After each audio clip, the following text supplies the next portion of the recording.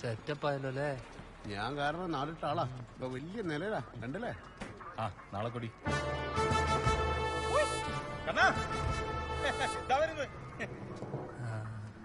ശരി, വലിയ നിലയല്ല, വെട്ടിക്കട.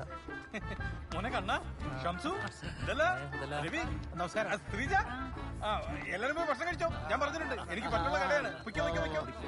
സുധാരണ നിൽക്ക്, ഒരു പോയി കഴിക്കട്ടെ. സുഖല്ലേ സഖാവേ?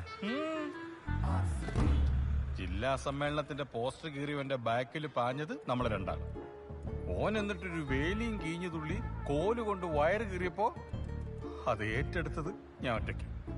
നിന്റെ ഒരൊറ്റ ആളുടെ ബിൽഡപ്പിന്റെ പുറത്താ ഞാൻ ഇത്രയും നാളെ ഒളിവിൽ പോയത്. എന്നിട്ട് നീ ഇപ്പൊ ലോക്കൽ സെക്രട്ടറി, നിന്റെ ഓൾക്ക് സഹകരണ ബാങ്കിൽ പണി. എന്നിട്ട് എന്നോട് സുഖമാണോന്നല്ലേ? അല്ല സഖാവേ, സഖാവ് എന്ന് പറയുമ്പോ ഇപ്പോഴും ഒരാവേശാണ്. ഹോസ്റ്റല്ലേ ഹോസ്റ്റല്ലേ? സഖാവ് ആർസി വിളിച്ചെത്ര മുദ്രാവാക്യെന്നു കടമ്പേര് ആരും വിളിച്ചിട്ട. നീ കത്തി വെച്ചോ കോഴിക്കിട്ടോ.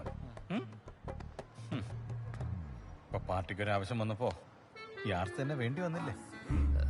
സഖാവ്, പറ്റുവാണെങ്കിൽ ആ പെൺകുട്ടിനെ ഒന്ന് കാണാൻ പറ്റുമോ? കാണാൻ പറ്റുമോ? അതിനെന്താ കണ്ണ? നാളെ കല്യാണം കഴിഞ്ഞു കഴിഞ്ഞാൽ പിന്നെ ജീവിതകാലം മുഴുവൻ നിനക്കോളെ കണ്ടോണ്ടിരിക്കാലോ. കല്യാണോ? ആ നാളെ രാവിലെ 10-നും 10:30 ഇടയ്ക്കുള്ള മുഹൂർത്തത്തിൽ നിങ്ങളുടെ കല്യാണമല്ലേ? ഞാൻ കല്യാണത്തിനൊന്നുമില്ല. അമ്മയോട് ചോദിക്കണ്ടേ? നാരായണ ചേട്ടിയോടൊക്കെ ഞാൻ പറഞ്ഞോളാം. വെറ്റ് തീരാഞ്ഞ് 2 ദിവസം കൂടെ ഉള്ളൂ. നാളെ രാവിലെ കല്യാണം. ഞാൻ ഫുൾ സെറ്റപ്പ് ആക്കിയിട്ടുണ്ട്. നിനക്കുള്ള കുപ്പായം വരെ ഞാൻ മേടിച്ചു വെച്ചിട്ടുണ്ട്. മോനെ കണ്ണ നീ വാ. പാട്ട് കഴിഞ്ഞിട്ട്